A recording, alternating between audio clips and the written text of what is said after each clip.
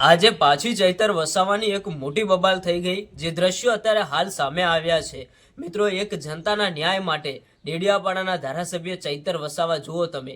અત્યારે હાલ જે વિડીયો વાયરલ થઈ રહ્યા છે, આખી ઘટના શું બની અને કેવી રીતના આ ઝઘડો થયો.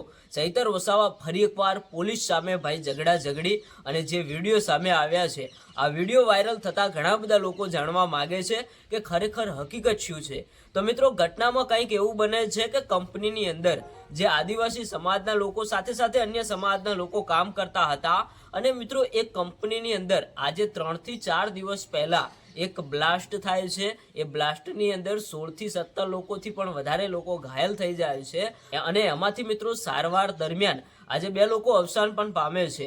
હવે જે પણ લોકો ઘાયલ થયા છે, જે પણ લોકો હોસ્પિટલની અંદર દાખલ છે, એમને ભાઈ કંપની તરફથી કોઈ વળતર ન મળતા આજે 3 થી 4 દિવસો વીતી ગયા હતા.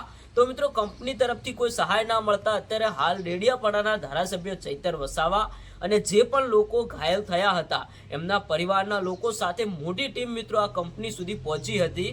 તો ચૈતર વસાવાની જે ગાડીઓ કંપની સુધી પહોંચતી હતી એમાંથી ક્યાંક ને ક્યાંક ચૈતર વસાવાનું કહેવું એવું છે કે જે એક વાઘેલા કરીને પીઆઈ છે, એ પીઆઈ પણ ગાડીઓ રોકાવાની કોશિશ કરી રહ્યા છે. અમારી ગાડીઓ કંપની સુધી પહોંચવામાં નથી આવી રહી. કેમ ભાઈ? કે અમે જનતાના ન્યાય માટે જઈ રહ્યા છીએ, અમે કોઈ લડત કરવા માટે નથી જઈ રહ્યા. તો મિત્રો, આમાં કંઈક મોટી ઘટના બને છે અને એક વિડીયો પણ સામે આવે છે જેમાં ડેડિયાપાડાના ધારાસભ્ય એક વ્યક્તિને લાફો મારતા નજરે આવે છે અને એ વ્યક્તિ પણ ડેડિયાપાડાના ધારાસભ્ય ચૈતર વસાવાને લાફો મારે છે.